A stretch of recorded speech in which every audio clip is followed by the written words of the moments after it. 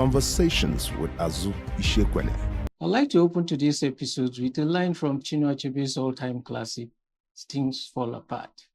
And it says, when a coward sees a man he can beat, he's hungry for a fight. You may want to draw a parallel with this statement. When Donald Trump sees an African head of state or president, he thinks they do not understand good English. Perhaps President Donald Trump may also not know that Monrovia, the capital of Liberia, was named after James Monroe, the 5th president of the United States. If you don't get my drift, I'm referring to the recent invitation of 5 African presidents to the Global Office. Was it a fruitful engagement or yet another White House ambush and insult for African leaders? With Trump, you can never be too sure of your cards, whether you are minding your business or fraternizing with the BRICS blocs of economic nation. We are not obsessed with Donald Trump or suffering from Trumpophobia.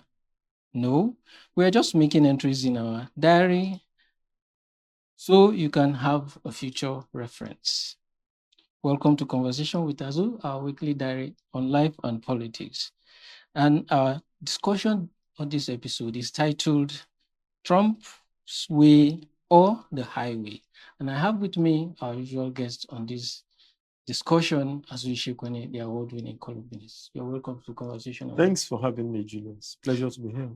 Before I dive into our question and answer session, Nigerians are mourning the death of our former president, Muhammadu Buhari, who just passed away. Indeed. Yeah, so we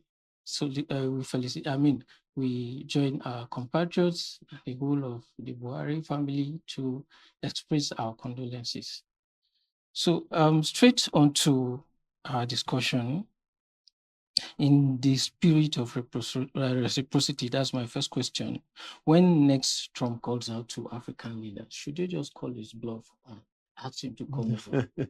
Well, thank you once again. And let me also lend my voice to the sentiments you expressed earlier about the condolences to the immediate family and, of course, to all compatriots on the passing of the former president of Nigeria, General Muhammadu Buhari.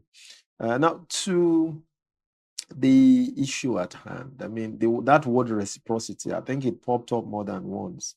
You remember it also popped up on the tit-for-tat exchanges between Nigeria and the US over the visa status and all of that. But this is reciprocity now in the context of tariff, so forth and so on. As a matter of fact, before we came into the studio, I heard that the US president has imposed an additional 50% tariff on Brazil. And tariffs between 15 and 50% have been imposed on major US trade allies, including Canada, Mexico, and the EU. And of course, I also mentioned Brazil, But this is where we're at. And you ask yourself, and it's a question that many have had to ask themselves, why the American president chose to invite the countries he chose to invite. He reserves the right, absolutely, to invite any countries he thinks would further US interests. But you also, if you follow carefully the pattern, you will know that for all Trump is obviously concerned about, it's just about minerals and supply chains, which is okay. But then you see how what almost overshadowed discussion about his rather unfortunate compliment, if you call it that, President Joseph Boakai of Liberia, telling him that he speaks. And in fact, he said that some people around the table could not speak as good as English as the Liberian president. But anyway, that's Trump for you. And you said, I think I'd argued in an earlier article that any African leader who wants to pay a visit to the White House on Trump's invitation should really be ready, because you never know what's going to, you never know Don't know which what to trick is expect. going to pull from his heart. It may be good, it may be bad, but I think, like the Boy Scout, you should go there prepared.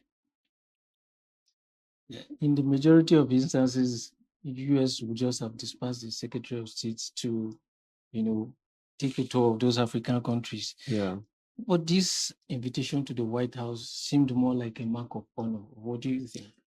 Well, those are countries that have significant mineral deposits. One of them, I think Gabon, is among the first 10 in terms of mineral deposits, the continent. But I think it's beyond that. There are people who have also insinuated that it's also about strategic military relationships or realignment, especially because of China's growing influence on the continent as well. And of course, you recall that the US has significantly cut development aid to the continent to the order, I think, of $2.5 trillion. And so I think it's just, I don't know what that gesture really represents. We'll have to wait and see. But what is clear as of now is that I think it was just a mere token. After all the criticisms, especially on the heels of the slash in development aids, I think Trump is just trying, and also as I said early on, also because of China's growing interests on the continent. Trump's just, wherever China is playing a strong card, Trump wants to show up and show up big. Of the 5 countries invited, Gabon is in Central Africa. Mauritania was until 2000 in part the of the bloc. ECOWAS, yes. So the remaining countries are in West Africa, Yes. geographically speaking.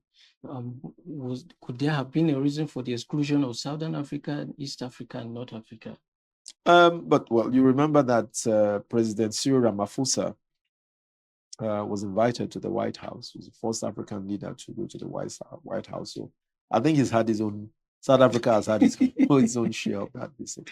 And also remember that this visit came almost coincided with the 17th meeting of BRICS, the BRICS, and the threat that he also issued to BRIC members. Obviously, also because of the suspicion that those BRIC countries were going to push for unified currency as an alternative global trading against the dollar. So it's one thing.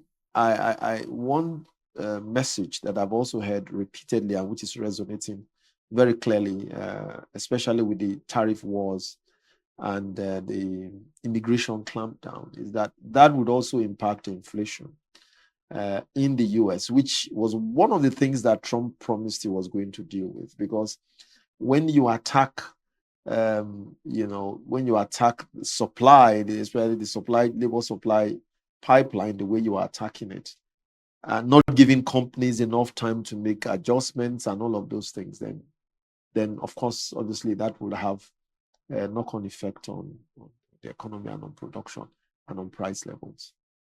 And there are not a few people who argue that Nigeria was snubbed by Trump the way it was snubbed by Obama in the past. And do you think? Well, I don't care, to be honest. I really don't. I don't care if he was a snub or if he wasn't. I'm happy that we didn't have to. Yeah, I'm really deeply and hugely, pleased.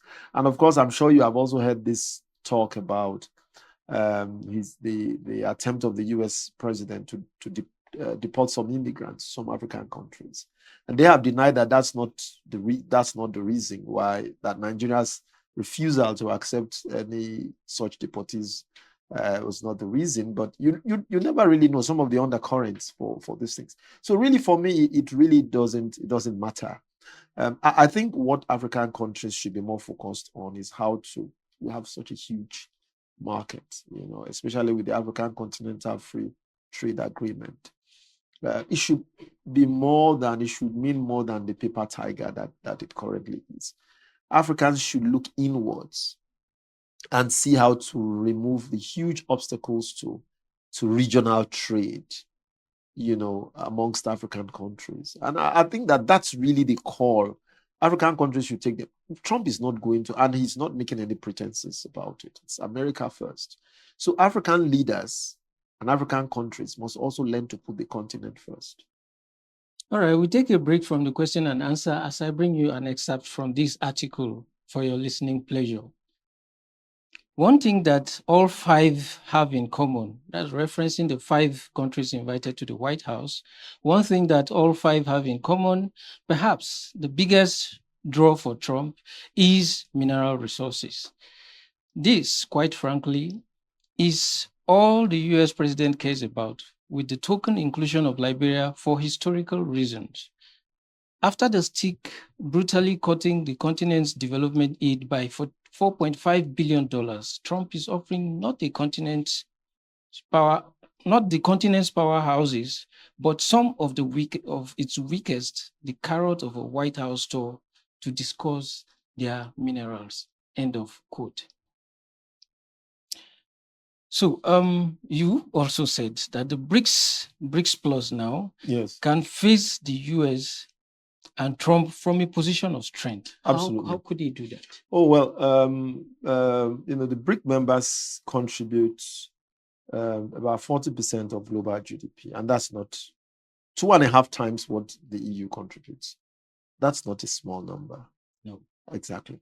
So I think that although, there's been gradual evolution of other forms of trade settlements, among central banks, digital currencies among central banks, and so digital crypto. Blockchain, use of blockchain, and central bank backed, digital currencies and all of that. But apart from that, the dollar contributes about 80% of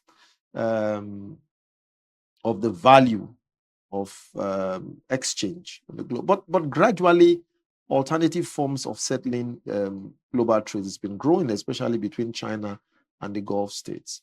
And so when you have China and the other countries coming together, including Russia, if you take away the problem that is currently going on with Ukraine, there are still other. There's Brazil, who's also a major player in that field, and of course South Africa. I think that they have leverage. The BRICS countries have leverage. In any case, no one is saying that people should completely drop or discountenance the dollar as a means of settling global trade. No, but people should have options. I think that's a fair thing to say. Trump may not like it, but it's the reality. Since the collapse of the gold chain as a dominant form of settlement of global trade about 80 years ago, the dollar has enjoyed the lion's share. But we are now seeing that with the Trumps of this world in power, you never know. But you can't continue. The world cannot continue to on this sort of uncertainty. You never know the way, depending on what side of his bed he wakes up, you never know what to expect. And I think we need to return to some sort of semblance of stability in the global exchange settlement for exchange business. There has to be some form of stability. I think that's only fair. All right. Finally, Trump was at the final of the club World Cup yesterday that Chelsea won. I'm a Chelsea fan. So. Oh, congratulations. And somebody, just by the way, somebody was joking that perhaps somebody said, look, I hope that I didn't bring his ICE members to that place and then to ambush people and deport them from the stadium. And then when he joined the team to not just to present, but also celebrate after that. So maybe he's in fact thinking of all Chelsea fans having a free pass to the US. Okay. Now the question is, the US will be co-hosting the World Cup in 2026 alongside Canada and Mexico. Right. 2 countries Trump has put on his skewer since his assumption of office in January. Now the question is, these are supposed to be diplomatic icings on America's cake. But what do you think the visa restrictions and all that drama will portend for the rest of the world? We'll have to wait and see. But clearly, such major competitions will present their challenges in terms of access. But they also have clearly also bring their potential for the economy in terms of spend. People who are coming to, there'll be the food chain in terms of how much people are going to spend at the World Cup is something that I'm sure that President Donald Trump would not sniff at easily. Yeah, there might be some additional checks to ensure that things are tighter than they ordinarily would have been. But I am sure that he would find a way, because this is about big spend, and it's not the sort of thing that Trump will sniff at. That's also perhaps one of the reasons why he showed up, personally at the World And the Club World at Cup the Club final. World Cup final, also just to show himself as someone who is actually pro football in the way we understand it in this part of the world. I think it's also probably part of his Yeah, but if the US was hosting alone, it would be a different ball game. Now that it's co-hosting with Canada and Mexico. In any case, so if Donald Trump's headache is too much for you, you have other options. So you can go to Canada, you can go to Mexico. If Trump's trouble becomes too much, you don't have to watch US games. Yeah. All right, you can get the full text of this article, or if you visit our webpage on azusiokune.com. Don't forget to subscribe, like, and share, and leave your comments. Thanks for coming on the show, Azu. Thanks for having me, Julian. It's a pleasure. Bye for now. Conversations with Azu Ishekwene.